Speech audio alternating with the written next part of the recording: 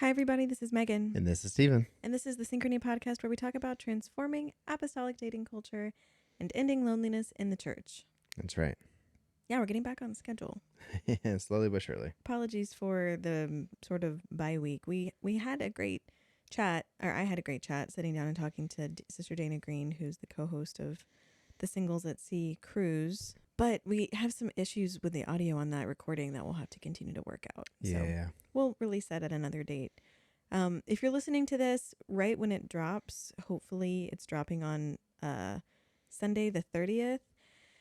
You have like maybe an hour or two of time left to go make sure that you get your Singles at Sea cruise registration in before the prices potentially change. Prices change. You'll be able to sign up afterwards. It's just, It'll be a different pricing. Yeah, our locked-in pricing only really lasts until the 30th or through the 30th. So Chelsea's number and information is in the description. Please go get that really quick and reach out to her if you're still interested.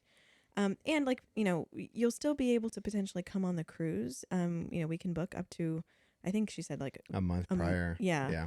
So we have a lot of time left. It's just that the pricing is subject to change. So from here on out, you'll just need to call Chelsea and find out what the prices look like and what the availability looks like. And we're going to depend more sort of on the cruise line's availability to know exactly where we stand on that. Yep. But yeah, we're excited. We've had like 40-something people. 40, yeah. Yeah, I am so excited. Yeah, I'm pumped. Yeah, so only good things to come from here. Please share that with your friends and loved ones. It's a great thing to think about. Sending people on for birthdays or holidays or things like that. And you still only need $200 per cabin or $100 per individual if you book with a friend to reserve it. That's right. Cool. It's been a cool week, interesting week, busy week. Guess what we have going on at the end of this week? What do we have going on at the end of this week? Well, I guess the end of next week, technically. Yeah, but the end of the week in which you lovely people are hearing this. Yeah, that's true. We are having a meetup in South Florida. Yeah, in West Palm Beach. That's right. You've heard us talk about this already. We're going to be getting together to talk about loneliness and the apostolic single experience. I just finally surfaced from putting all of the presentation materials together. Yeah. I feel really good about it. Yeah, it's looking really good. Yeah, I think it's going to be awesome. And I'm just excited to see who's there. It should be pretty interactive. So you'll get to meet other people, have the chance to collaborate. We're not going to be doing, just because someone asked me this and I wanted to kind of reassure, we're not going to be doing any live matchmaking. Like, I think someone had this vision that like... That would be awesome. Can you imagine? Oh my goodness. The level of cringe that would be. So much cringe. I like shudder at the thought. The secondhand embarrassment I feel just from thinking about that is wild. But no, we're not going to be like pulling people up on stage and being like, this is Tanya and she's 37 and looking to mingle. Like it's not going to be, if a Tanya is listening, I'm not trying to call you out, girlfriend. You're doing great.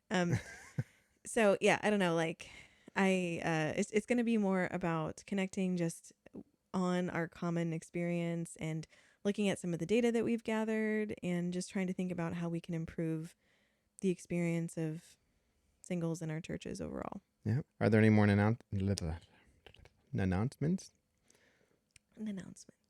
Are there any more announcements? Okay, so I do kind of have one more announcement. It's a pretty big one. Yeah. We want to give a huge shout out and congratulations to Candace and Neil.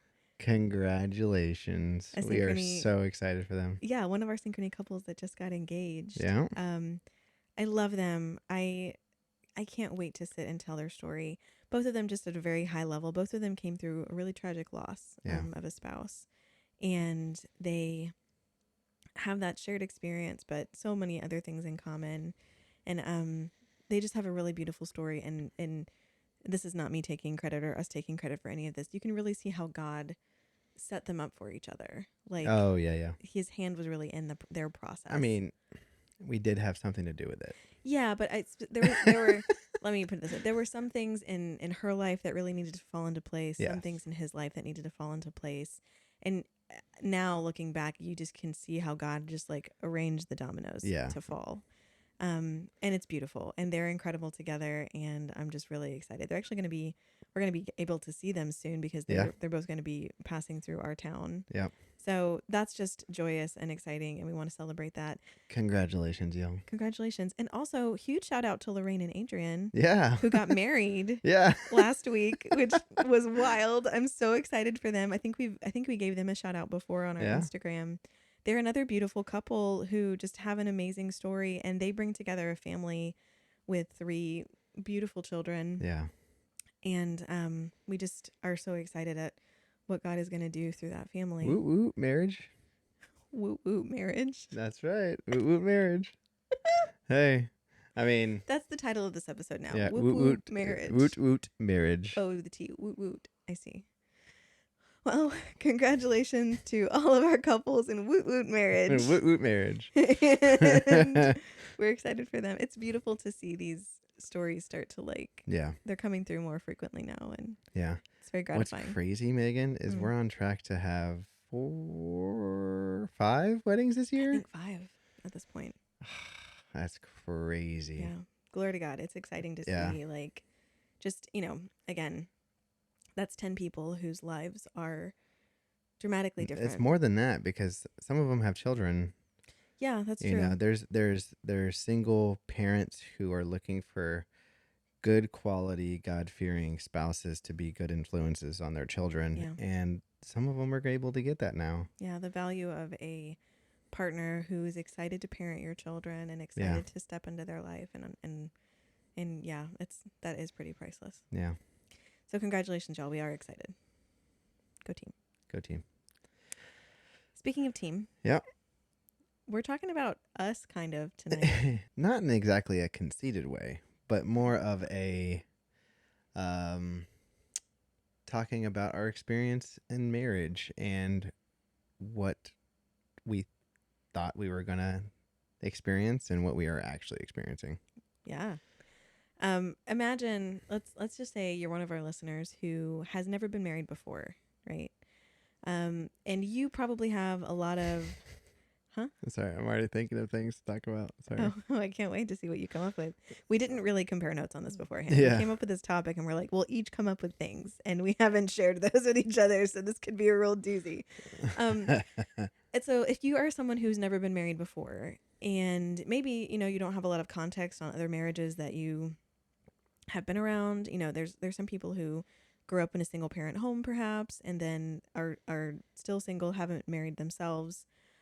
You might have a lot of expectations around what marriage is going to be like. Yeah. And if you're like us, some of those expectations are probably true and reasonable, and some of them are probably stories that we tell ourselves about how marriage is going to be. Well, a lot of us have different levels of experiences with people who have had good and bad experiences with marriage. Right. So we've heard all different kinds of influences.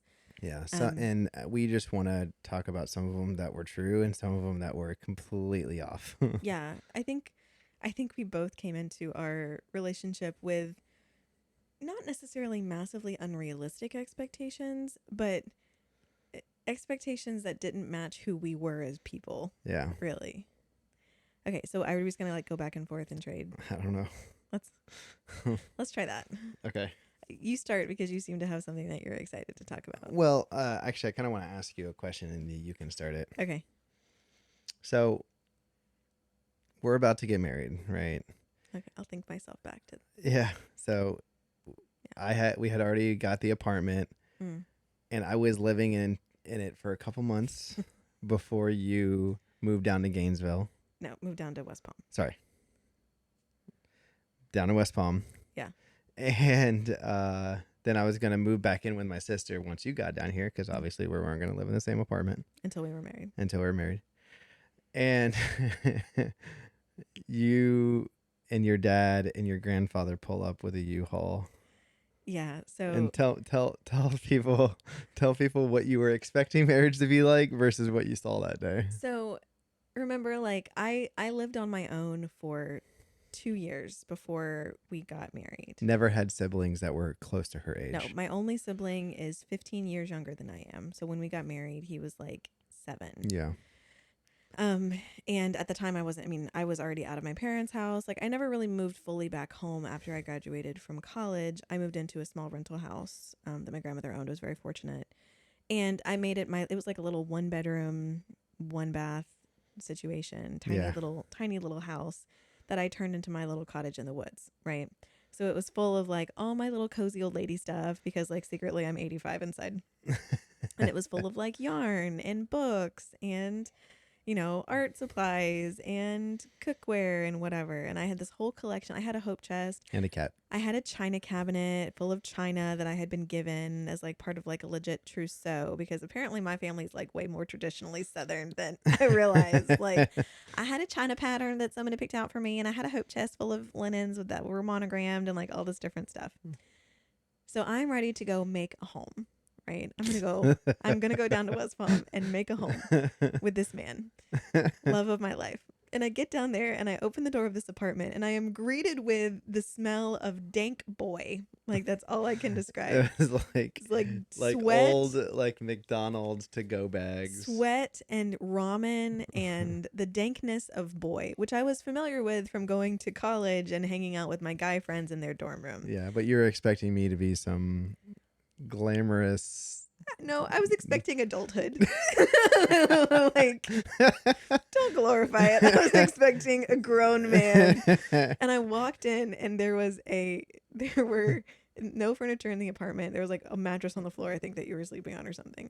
And there were 2 folding like camping chairs and then a giant plastic tote that had a big TV sitting on it and an Xbox. And then just fast food bags everywhere. And I walked in and like I am not a nice nasty person. Like I'm not I'm not like tidy. It's not like I get grossed out by mess. But I walked in and I was just like, "Oh my gosh." And I looked at my dad and my dad sincerely like in this moment of like transparency and parental support just patted me and said, "I'm so sorry, baby. I didn't prepare you for this." Because my dad very much keeps his junk like in his little corners of stuff. Like if you like, I love your dad and he's clean and organized in the best way possible. But like, if you rode in his truck, it was his truck. You know, like it was his hunting truck that had his stuff in it, and it always had like his stuff. Sure. But it like he was used to his stuff. Right. I was used to my stuff. Yeah. So anyway, I guess my initial expectations were like we were coming down to like home make together. And I think we had very different expectations of what that was going to look like.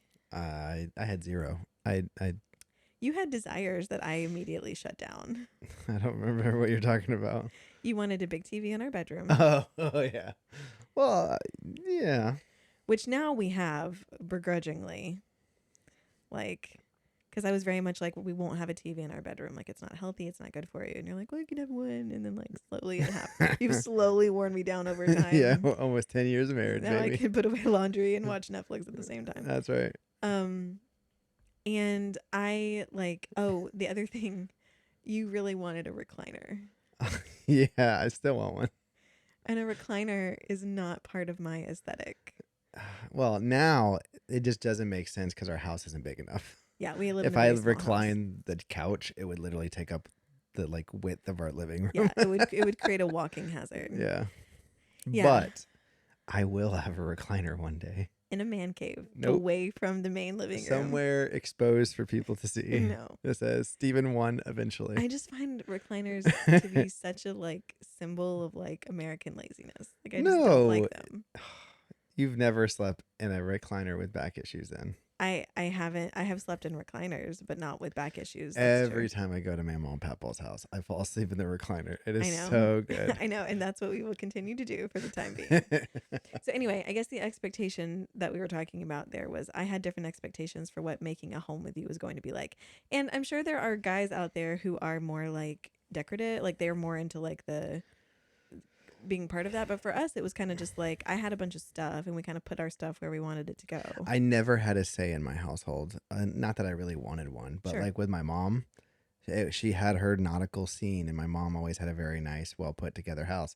But that being said, I need like, and this is nothing against you, Mom, if you're listening to this, but like I don't remember getting a choice of the color of my room. Sure. Like my mom wanted white everything, you know, and I like sometimes I would get like to choose like my comforters and stuff. So I'm not used to having a choice on what to do with the household. So whenever we were coming to get married, I was fully expecting to not have to make those choices. Yeah, and I was expecting like, oh, we were gonna go to Target together with our, our wedding gift cards, as you do, and like pick out decor that like was meaningful to both of us. Nope. Like, I think we spent most of our gift cards on food, which honestly was a good choice. Because, yeah, I mean, yeah, we didn't need half. I mean, we ended up getting rid of half the junk I brought down eventually, anyway. yeah. So yeah.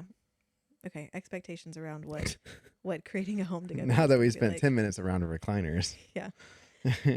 People are gonna know all our dirt. It's like orcas, recliners. Yeah, that's right. I had very different expectations for the amount of physical contact I thought we were gonna have. Okay.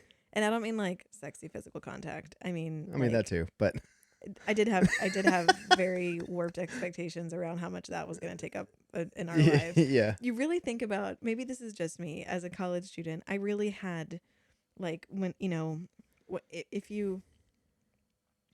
if a person's like personhood, right? And all the components of their life was made up of like, like percentages, like you're this much percentage, your morals and ethics, and this much percentage this. I thought sexuality was a good like 25% of what my personhood was going to entail. Yeah. It is not. It is. I have a number in my head. For me? Yeah. Do we want to bring up numbers or not? Sure. How much do you feel like? I want you to say a number out loud. I have one in my head. 7%. I was going to say 5. It's fine. It's just not what I'm mostly about. Right now you're like good quality sleep. Yeah. That is 40%, which you don't get most of the time. Exactly. I'm not a full person most of the time.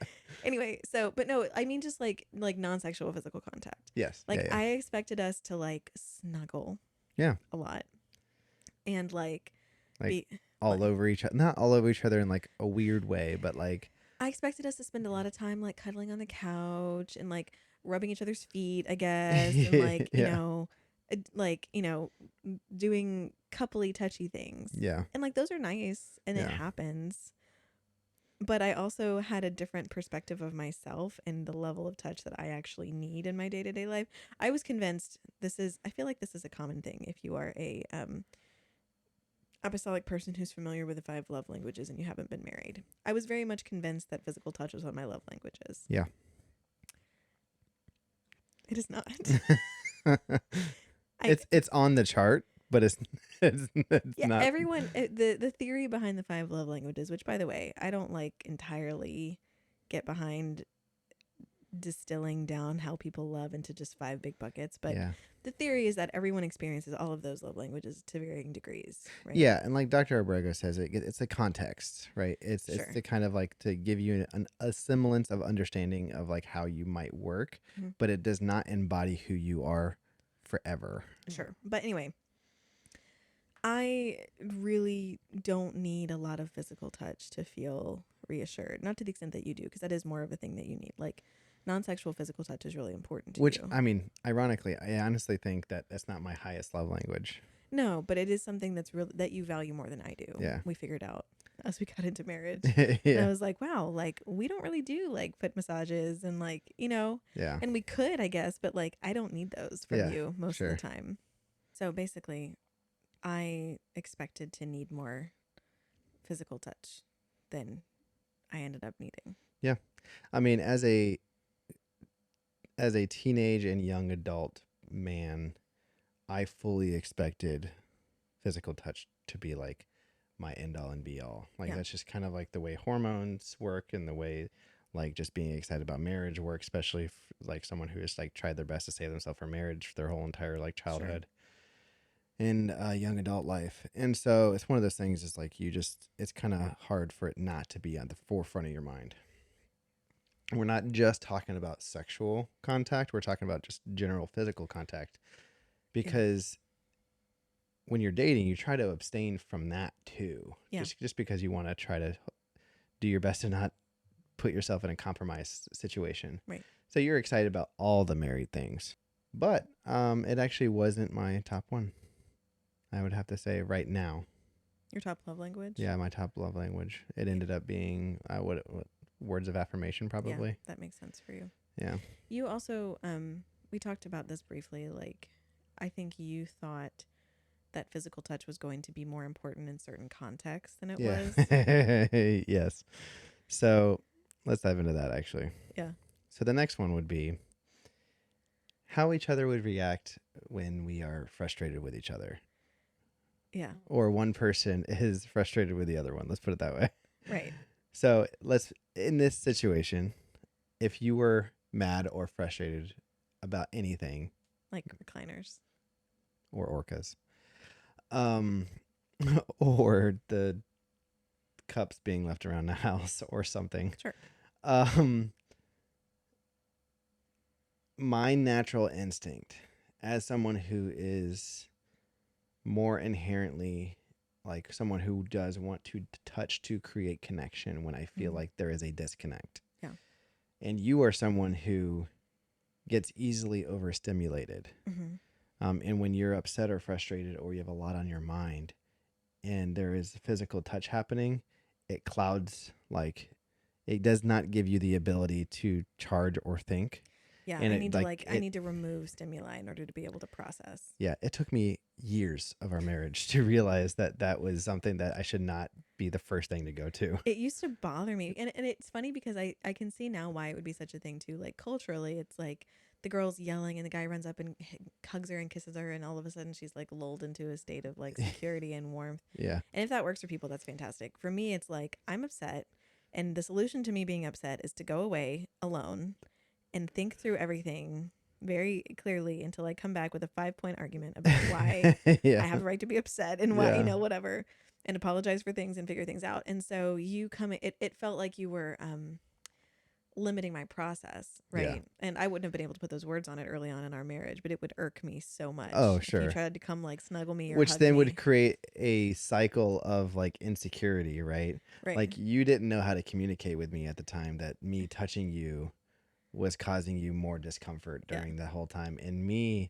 I was seeing your body language of not wanting to be close to me in that moment. I'm like, no, she wants me to be closer. Yeah. You're like, more hugs. Yeah. And you're like, ooh. And I was like, no. Yeah. It's like Steven's, slowly like frying my nerve endings off by accident. Yeah. It's just stuff that you have to learn about and learn about yourself, right? Like, because I had never been in a marriage relationship where, all of my relationships prior to that, even our dating relationship, we were long distance. And whenever we were together, that's the thing. Any kind of minor non-sexual touch was so exciting, right? Well, yeah. Hand holding and hugging was just like, oh, this is just so great because I get to be close to this person I love. And it was a whole big deal. And when that, like, what's the word I'm looking for? Scarcity is taken away. Then it's like, okay, how much of this is actually helpful to me in my daily process? Yeah. And for me, I needed less than I thought. What was another assumption you brought into the relationship? Oh, on the topic of how like connection works. Yeah. In the beginning of our marriage, I say in the beginning, like literally the first couple of years, it took a while for us to learn how to talk about it in our relationship. I did not understand how you recharged. Yes. I honestly had no idea what an introvert really was. And my recharging, like to give you an image, is turning into like a goblin, like like a blanket goblin. Like sure. I just want to go into my cozy little nest. Old lady crocheting with her cat goblin. Yeah, I want a book and maybe like some crochet and like a cup of coffee and a big fuzzy blanket, and I want alone time. No human contact. Yeah. Whatsoever. So I'm super socially driven, right? Like I want connection. Like me recharging is hanging out at someone's house, even if we're doing nothing together. Yeah. It's the fact I'm with someone, right? And I'm able to be with someone and socialize, right? So I get into this marriage, right? And I am like, everyone recharges the same way, just having no idea. And so again, I would try to get close to recharge, and you're like, no, my battery is tapped out. Have you ever been around a puppy that won't take no for an answer? And like they're really cute, but also you're tired of being nibbled on? Yeah. It's kind of what it was like. Yeah, sure. Not to like animalize you or anything. No, that's okay. I mean, there's worse things to be animalized than a puppy. Yeah. Um, I don't know if that's a word, by the way. I might have just made it up. Sure. Okay. I have been called a golden retriever boy at some point.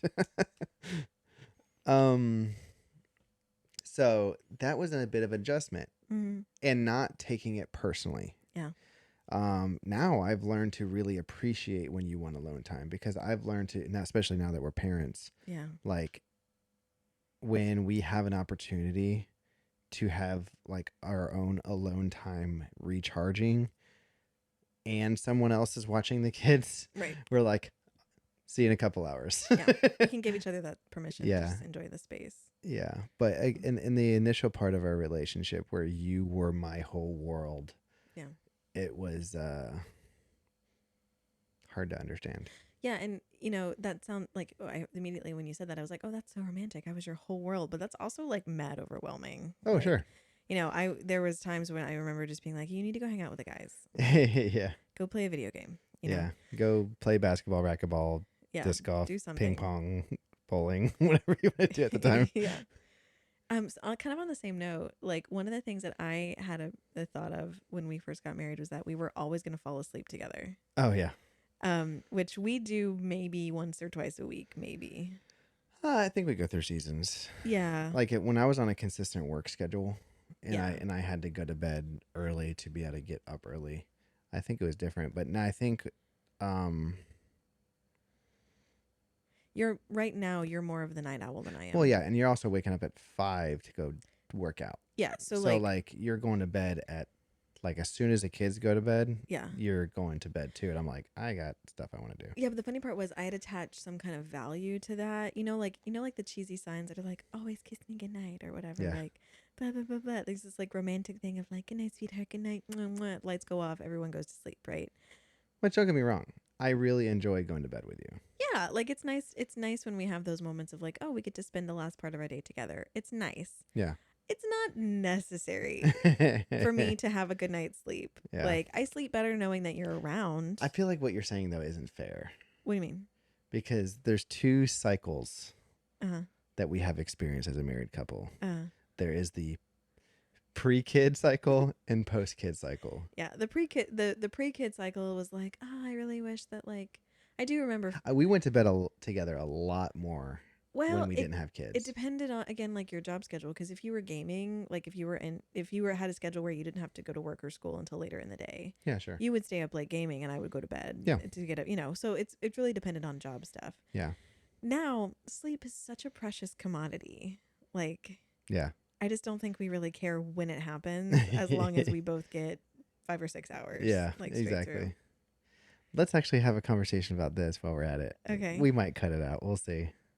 Okay. Your perspective and your relationship with gaming. Yeah, because I feel like the word gaming immediately, my immediate concern when you said all of this was like, people are going to think I'm a child.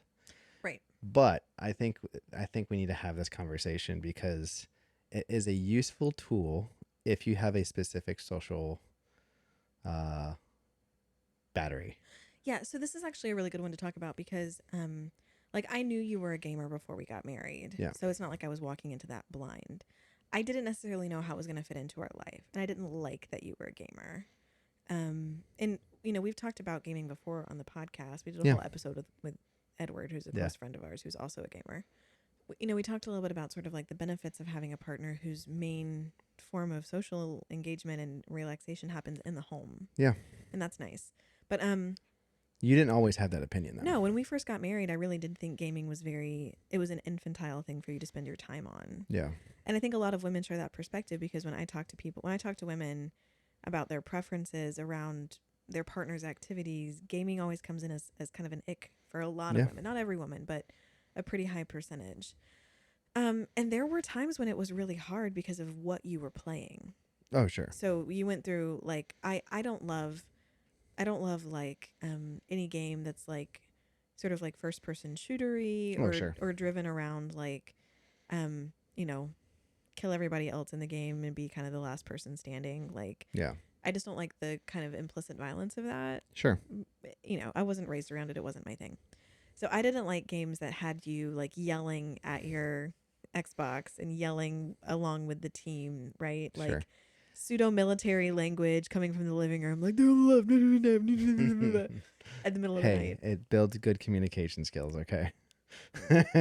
I disagreed. But anyway, like so I didn't like it at a time in our life when I felt like it was interruptive. Yes, absolutely. Or that it, because there were times where I would have to say like, hey, you're in too deep with the game. Yeah, and there was times I had to balance that out, and I had to pray about it, and I had to really, and there's times I had to fast it, and there's times I got away from it, and that's between me and my walk with God. Yeah. But I think if there is a healthy balance and you are truly asking God to like guide you and lead you on it, I think it's totally fine. It's something like everything else where it can overwhelm your life if you're not careful. Yeah. And if you bring it into subjection, then it can work. Anything can become an idol. Right.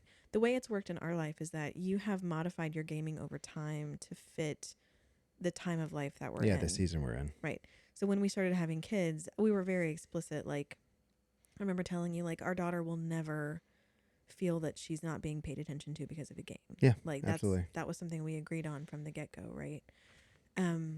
So, you know, you modified the kind of games you played so that you could play them quietly, and so you could play them and be interrupted without it causing you any problems in the game. So yeah, my perception on that has changed over time. I don't it's still something that I'm leery of because of the addictive qualities of it for our kids. Like, oh yeah, absolutely. I'm not ready to become a gaming family. Yeah, I completely agree. Yeah. So that's been an area of negotiation in our marriage that I think I never said this out loud. I think I expected you to grow out of it. Oh. And instead it has moved to fit the type of the space that we've had for it in our lives, you know? Yeah. Well, again, going back to the social structure of it, like due to moving around the state and also building a family. Yeah. I'm inherently a very social person. If it were up to me, I would be out hanging out with people as often as I can be. Yeah. Not because I don't want to be around you, but that's just the way I enjoy. Like, if I could be at church playing ping pong, I would be at church playing ping pong. Like, if I could be doing something, I would be. That being said, that's not realistic to life. Not when you have young children. No, when you have kids, you have reality. There's other things that come as a priority, and if all the stuff around the house is done, you want to go charge your battery, and I have some alone time, I still get to hang out with friends that I grew up with. I still get to spend time with people that I cherish and I love being around. And also get to stimulate my brain in a way that I wouldn't do otherwise.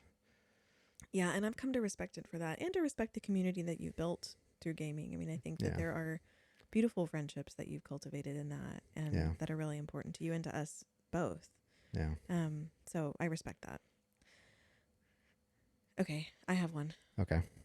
I had different expectations around, like, traditions that we were going to create. Okay. In that I had very highfalutin ideas about what our traditions would be. I remember. I don't remember specifics, but I remember you having high expectations for it. Yeah. So even things like holidays, right? Yeah. Holidays were really important in my family. Like, we were big. My family is still big Christmas people, right? And we really put you through the ringer because, like, there are 3 different Christmas celebrations on my side of the family. Every year. Every single year. It's Christmas Eve night. Yep. Christmas morning and Christmas afternoon. Right. 3 different houses and 3 every year, same rotation. Because grandparents and my parents like to host their own Christmas, and each of them has their own rules and traditions. Oh, sure. And what's on the table and what we're so you eating. eat 3 full meals. Yeah. Massive meals. Well, and it varies. Like, Nana's house, usually she tries to do something light, like a taco salad or like pita pocket sandwiches or something, you know. But then there's also like 25 different desserts. 100%. So it's like light. Yeah. And always leftovers. And then my parents do a big Christmas breakfast. Like, my dad makes pancakes and eggs, and it's like a whole thing. Grits, because grits are big down here, and then, which you don't really love. If they have cheese on them, I'm fine. Yeah. And then you know, then Christmas afternoon is like out at Mama's house, and it's like the full Christmas dinner with all the fixins and everything. Yeah.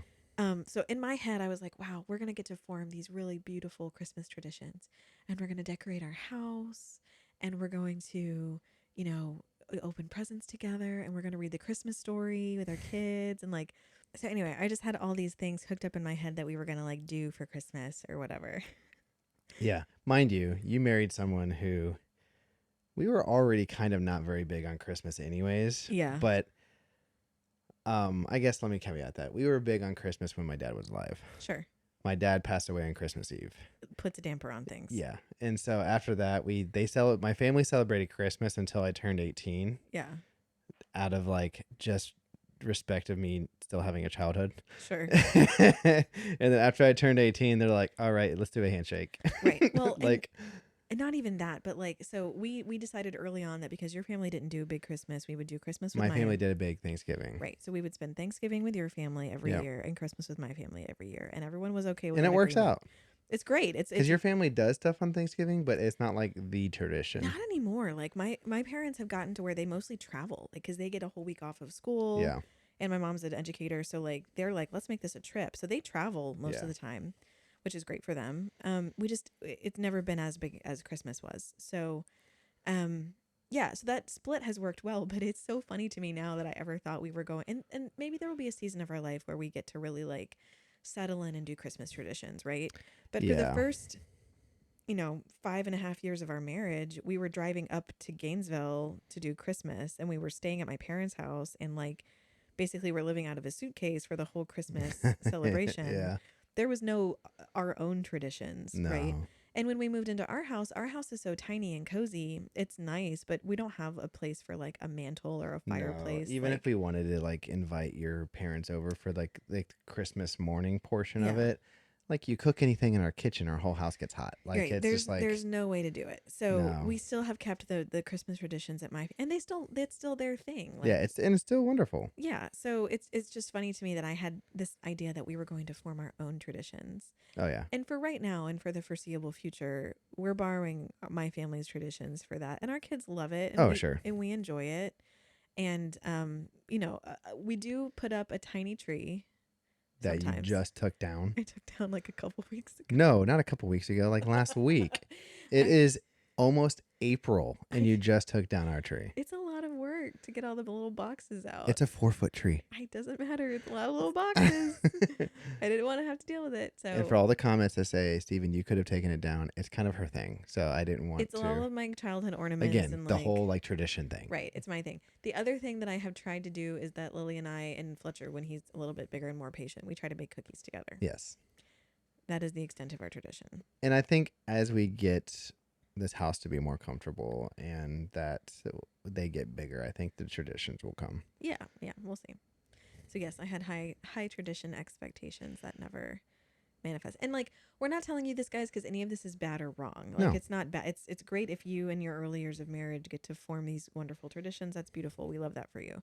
It's just there are some people I've met that are so invested in their marriage looking a certain way and involving certain elements that are actually more negotiable than you think. Yeah. You know? Can I also say something that I expected to be different? Yeah, 100%. I expected us to be more traditionally argumentative.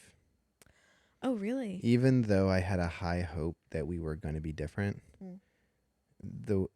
You grow up with everyone saying every marriage has like throwdown arguments, right? It is normal to have, it is abnormal if you don't have arguments, right? And I was very happy to marry someone who says, I don't believe that. Yeah, I mean... And arguments in the sense of like, you don't have to disrespect each other. Yeah, you've never screamed at me. We've never screamed at each other. No. We've never thrown something or stormed out in anger. Yeah, so we've never really had a throwdown fight. No, I mean, don't get me wrong. We definitely don't agree with each other all the time, sure. But we have respectful conversations. And I think we've talked about it on a previous podcast, but I really honestly was hoping it would work, but it kind of sounded unrealistic. Yeah. Brother and sister Luma, when we were engaged, I think, or maybe... I don't even know if we were dating at that I point. don't think we were. Maybe we might have been dating. I don't know. I think it was just a dating, because I was at your youth group. I think Oh it was yeah, just so a I guess dating not. talk that they did. Yeah. And there's like some sort of relationship or marriage panel for the youth group, which I'm very happy they did.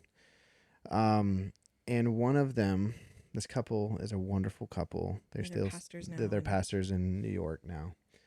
At least I believe they still are. And they said something that blew my mind, especially coming from a home where there was arguments that were there. You know, there was tempers that were thrown. There were, and my stepdad in that relationship, like, was a very abusive one. For my mom and I. So like I was used to there being knockdown, throwdown matches, right? Yeah. They said, we have made a choice to never disrespect one another. And because of that, in 14 years, they had not had an argument where they had ever raised their voice at each other. Yeah. And that sounds unrealistic, but they said that they have given each other permission to, one, make that a highest priority, that we're not going to disrespect each other. And as a result of it, if one member of the party feels disrespected by something they said or how their tone was or something, they stop what they're doing and say, no, that was disrespectful. Yeah. And that sounds infantile, but it's not. Like, I don't think it sounds infantile. And there have been times when you've done that, for me mostly, because I would tend to be the snippier one. Yes. Yeah, because when I get defensive, I get mean with my words. Like when I am in defensive mode. It's true. Sometimes I can own it. It's true. It's true. I use my sarcasm and stuff. And there have been times when you've said, never in front of other people. Yeah. But later you've said that was extremely disrespectful to me. And it's been so helpful because like we can have a productive conversation about it at that point, Yeah. But yeah, I don't know that I was expecting us to fight because my family weren't big. Yeah. My family weren't like yellers. Yeah. But coming from that, I think inherently I was expecting it. I was hoping that the Lumas were right, and that if we tried really hard and communicated and like really made that a priority in our marriage, it would work. But I think there was a part of me that says, society's right. Yeah. Everyone has arguments, and now we've been married for almost, this year's 9 years, coming up in August. And we have maintained that. Yeah. And I can really say through experience that like it is possible. So for all y'all that are listening that haven't been married, don't settle for thinking that yelling is okay. Yeah. Yeah, you can do it without it. I have one that's a little sensitive, and I don't know, not really about you, like it's not sensitive to you, but I don't know how it'll come across to listeners. So. Okay, well, we'll try it. Yeah, we'll see. We say we're going to cut it. We never end up cutting it. we could, maybe this time. I expected you to stop loving me if I gained weight. That is spicy. It's spicy. Because I started out our marriage at a svelte 135, 138 maybe. Which at the time I thought I was like so huge because I had gone through a bunch of weight loss and weight gain. And now I'm like, wow, like so svelte, Yeah. And then I immediately started gaining weight when we got married, for a host of reasons, I think. It's pretty common. People call it like the freshman 15 or like happy fat or whatever. Yeah. Marriage weight or something like that. Yeah. Yeah. It's pretty common. So I started gaining weight then. And for the first year of our marriage, as I gained, I was really, really, really worried that was going to ruin our relationship. Because I had very much been told that, and not explicitly, like I don't think I ever had someone tell me that like, oh, if you let yourself go, which is always the phrase they use. Sure. As if it's actually letting yourself go. That's a whole nother podcast topic. But like, I'd always heard that women who let themselves go, if their husbands left the marriage or went outside of the marriage, it was justifiable. Somehow, yeah. It was like, wow, well, obviously she let herself go, so what do you expect to happen? And as much as I hated that, it was in my mind, right? Because that's biblical. Right. Yeah, just, ooh, yeah. It's wild how ingrained that was in my mind. And I remember, and like, again, we can cut this if we want to. My problems with my body had a bigger impact on our intimate life than anything that was going on between us. Like, it was me and my problems with me that created a lot of challenges for us early on there. And I think I remember asking you at one point, like, and I think I shocked you because I was like, it was just a challenge. Like, we were like struggling with some of that. My body image issues were just like at the forefront of everything, And I think I remember going, like, how long can this last before you start looking for someone else? And you were like, what? Like, you were so like flabbergasted. Yeah. You're like, no, like, what do you mean? Yeah. And it was funny how much it wasn't funny. It wasn't funny. Especially at the time. No, but like, I had to really deprogram that in my mind, that like, one, that like I had it in my mind that it would be impossible for you to find me attractive as my body changed. But also just, I had to deprogram the idea that the value of our relationship was going to hinge on whether or not I could fit into my size 8s or whatever I was in when we first got married. Yeah. I mean, I've also gained weight during all this too. Yeah, but for you, I mean, like, it wasn't the same. Like, we got married and you were still doing valet. So, and playing a lot of softball. For y'all that didn't understand, valet, not ballet. I get that all the time. You did ballet? No, valet. I parked cars, okay? You parked cars, but it wasn't just that you were like, meh, meh. Like, you were parking these cars. I had to like hike like 1/8 of a mile to park a car every time and back and forth. Yeah, so you were running all day long, basically. Yeah. You were doing that, and you were playing softball like 3 nights a week at one point. It was wild. Yeah, no children. You could do that. Yeah, and Steven's like social butterfly. So you were like very physically fit, which made it worse somehow. I was like, oh no, like, Now I'm really working on my father figure. Yeah. Looks good on you. But it is one of those things that like I didn't realize until I got married how much that was baked into my sense of self and my expectations of how our relationship was going to work. And honestly, I'm proud of you because you've been really working on yourself in the sense of like you've been going to counseling for a long time. Like, you didn't just accept that was a part of life and that the way you were thinking was the right way. Mm. Because you recognize that wasn't healthy and that wasn't sustainable for our marriage either, because you would have destroyed yourself like emotionally for the rest of our marriage if you didn't start working on it. Yeah. So I'm proud of you for that. Thank you. I mean, it's definitely been a journey, but it's been good. I mean, it's funny, I'm much happier and more content with my body now in its current form than I was when I was much, much smaller. Yeah. Even though, conventionally, I think in terms of just like conventional attractiveness numbers, where I was when we first got married was quote unquote better. Yeah. But I'm going to throw this in there. Yeah.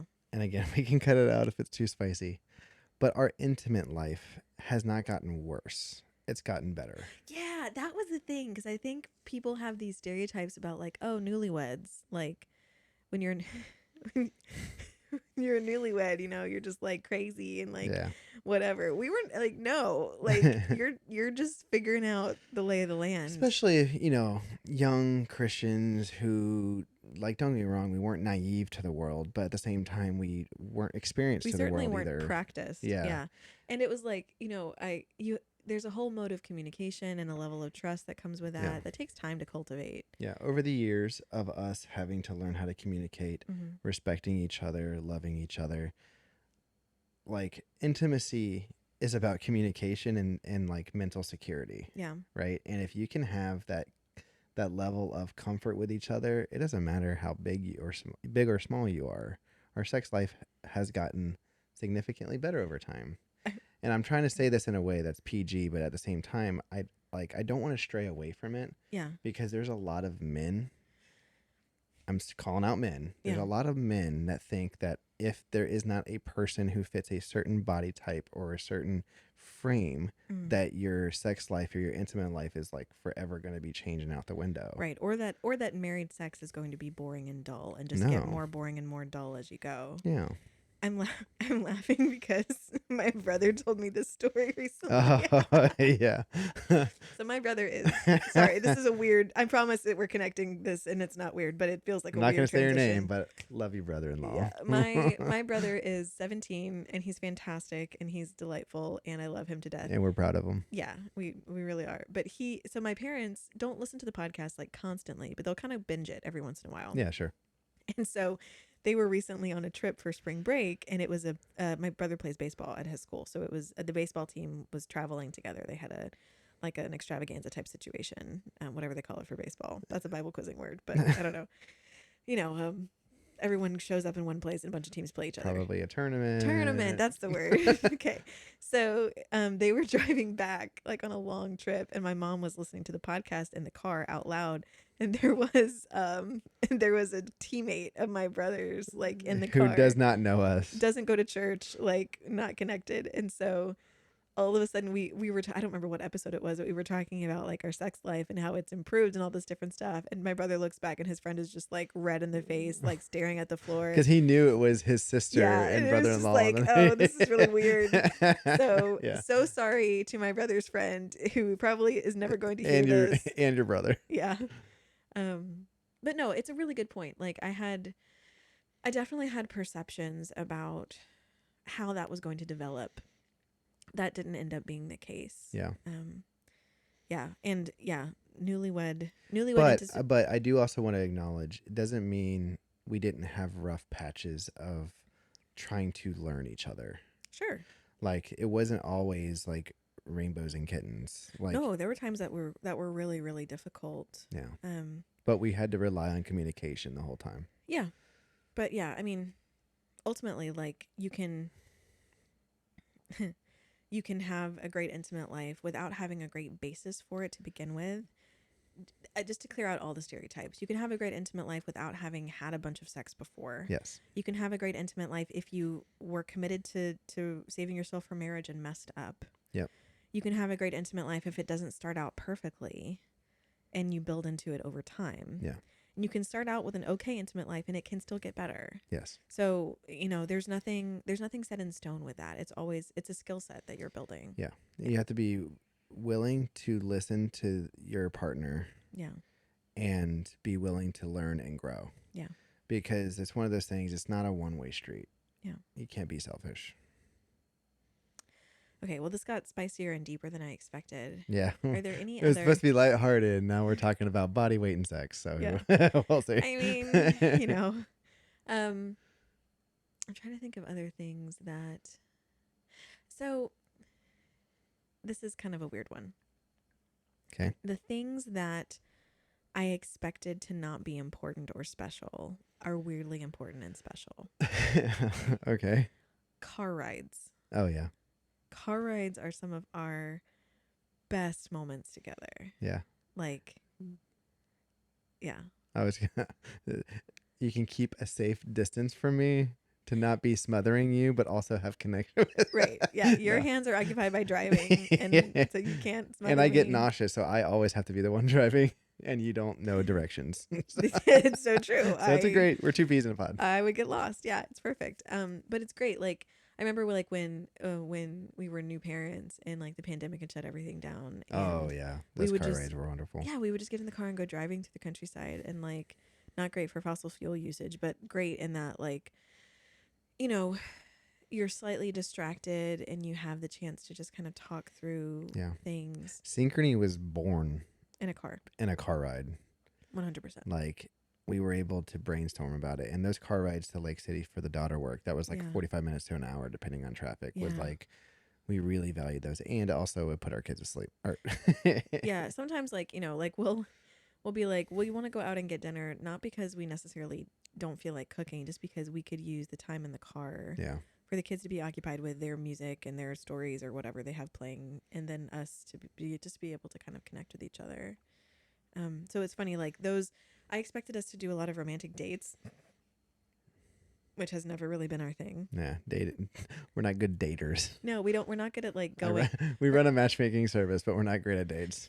So Carissa King got onto me about this at one point because she's like, these count as dates. Like car rides count as dates. Dates don't have to be anything fancy.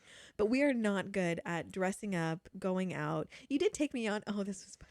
You did take me on great dates when we first got married. Do you remember the jazz? Remember the live jazz? Jazz. Oh, gosh.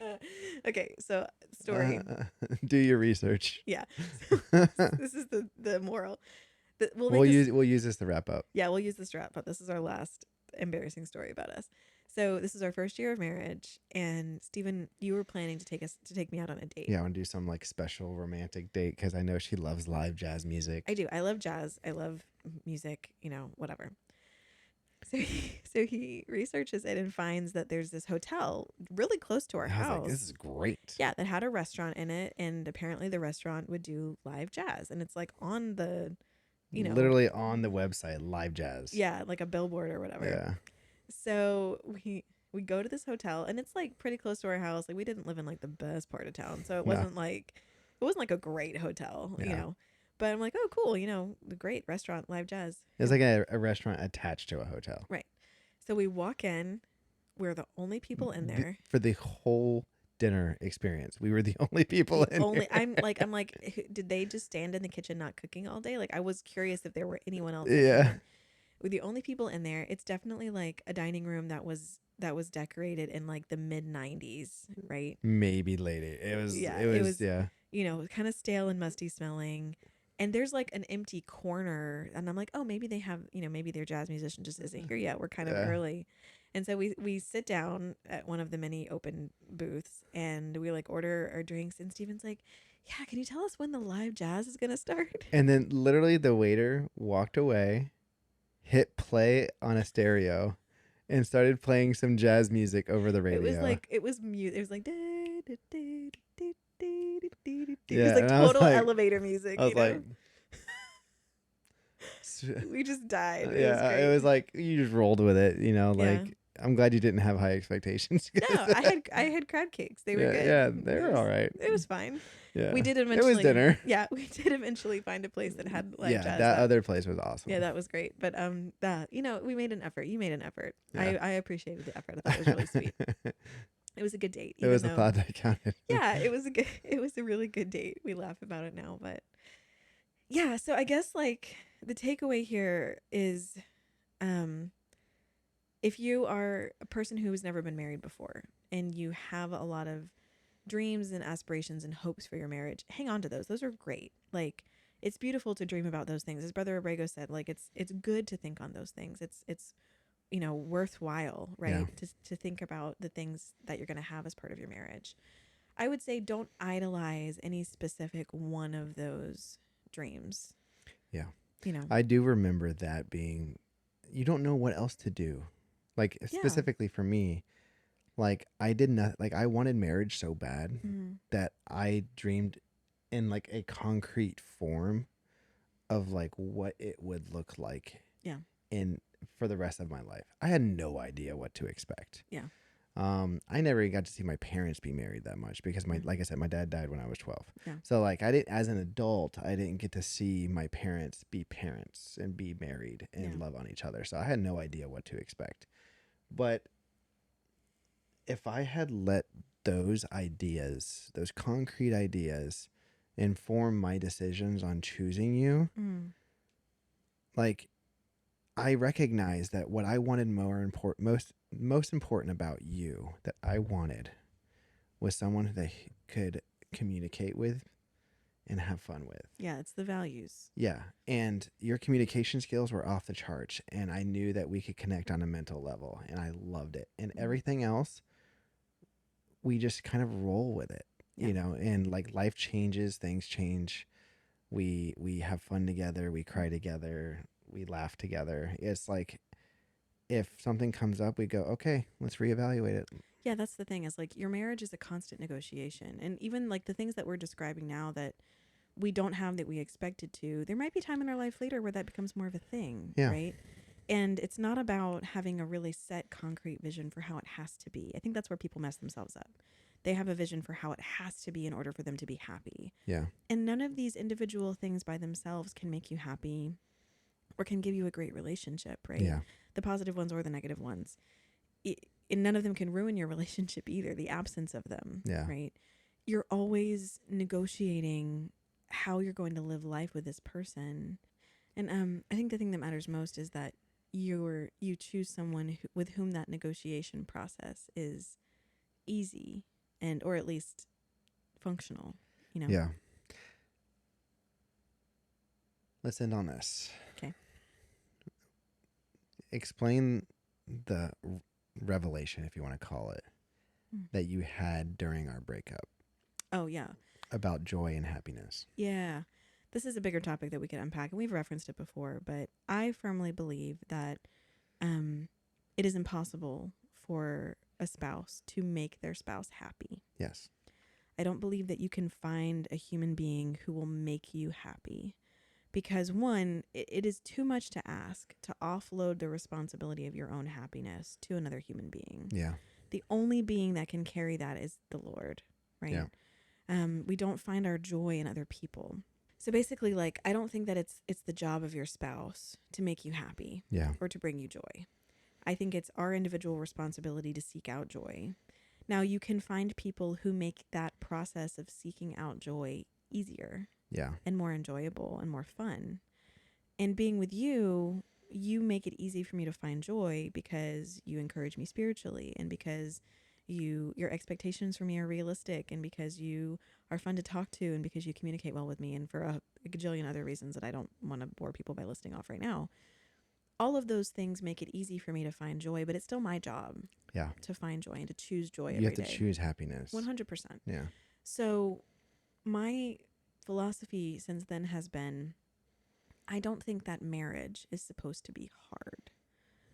The marriage itself, the partnership itself. Yeah, that's something that we say often. Yeah, marriage is not the hard part. Life is hard. Yeah. Living in a fallen world is hard. Jobs are hard. Bodies are hard. Health is hard. Family dynamics are hard. All of those things are challenging because we are strangers in a foreign land. We're doing our best to live as Christians in a fallen world. And there's just struggles, right? The marriage part is not the hard part. All those other things for us. For us. But I don't think it's designed to be. Like, all those other things are normal challenges. I think it should be pretty easy to be with and love your spouse. And when you guys go through hard things because of that connection and because you chose someone who makes it easy for you to find joy, you can get through those challenges much more easily than you could with someone else. Yeah. And also on top of choosing not to disrespect one another. Yeah. So choosing joy, giving the other person the benefit of the doubt, choosing not to disrespect. I think it's just, it's helped make our marriage so much fun. Yeah. Even in the hard times, it's been fun. Yeah. The metaphor I'll illustrate it with, and then we can kind of tie this off, is if marriage is a ship, right? Your partnership with someone is a ship. The difficulty of the storms, the height of the waves, does not depend on the seaworthiness of the vessel, right? Yeah. But your experience in the ship does. Yeah. And when you choose a vessel, a partnership that is strong and has been well cared for and that you manage and that you maintain, right? Then that experience of the storm will be easier than if you're in a vessel that is full of holes and chinks and issues and mechanical failures, right? Yeah. So it's not about whether or not as a married couple you will or won't go through hard things, because every couple does. But when you choose a partnership that is where you can be quick to joy, you are choosing a more seaworthy vessel for those challenges. Yeah. This got surprisingly philosophical. Yeah. Anyway, this was fun. Yeah, it was I'm glad we landed on this topic. Yeah. We talked about fun stuff. Yeah. Just to circle back, if you haven't already done so in the time period in which you've been listening to this, please contact Chelsea if you'd like to lock in your pricing on the Singles at Sea cruise so that you can go with us next February and pay the settled rate that's already there. After today, you can still go. plenty of opportunity for people to sign up. We want lots more people to be there, but the pricing is subject to change. So reach out to Chelsea if you have questions about that. And also, if y'all just listen to our podcast but don't know what we do, we are apostolic matchmakers. Yeah, we didn't really mention that today. No, we don't normally mention it often. We usually plug other things. Yeah, but that's true. If you are interested in apostolic matchmaking and would like to have the opportunity, we will have the link to our website where you can get details about it. Yep. All right. Hey. I love you. I love you too. I'm really glad that you married me. I'm glad I married you too. Yeah, this has been it's fun. Yeah, being married to you is fun. It's a blast. Mm-hmm. Even when we're sleep deprived. Yeah, sometimes even more fun because we get real loopy. Yeah. Yeah, it's a good time. Yeah. Thank you everyone for listening. See you in West Palm in a few days. That's right. See ya. Bye. West Palm.